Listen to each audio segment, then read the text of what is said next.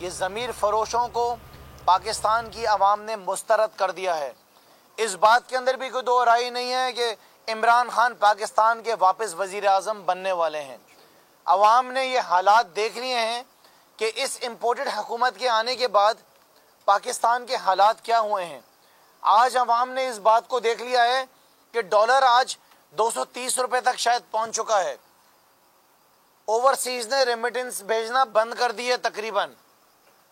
اس کے ساتھ ساتھ آپ یہ بھی دیکھیں کہ آپ کا ایکسپورٹ جو ہے وہ تباہی کی طرف جا رہا ہے۔ امپورٹس آپ کی دیکھ لیں کہاں پر چلے گئی ہے۔ پاکستان کے اندر مہنگائی آپ دیکھیں کس طرف چلے گئی ہے۔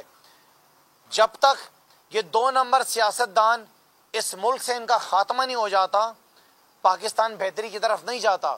اور وہ بے شرم آدمی رانا ثناء اللہ وہ یہ کہتا ہے کہ ہم یہ دیکھتے ہیں کہ ان کے سارے آدمی پہنچیں گے کس طریقے سے، کہیں وہ غائب نہ ہو جائیں۔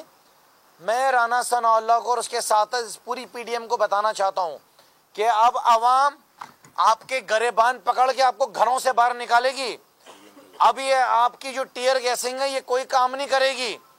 اب پنجاب کے اندر حکومت بھی ہماری ہوگی اور اس ملک کا وزیر اعظم بھی ہمارا ہوگا انشاءاللہ تعالی۔ ان کا خاتمہ اب ہمیشہ کے لیے ہم کریں گے۔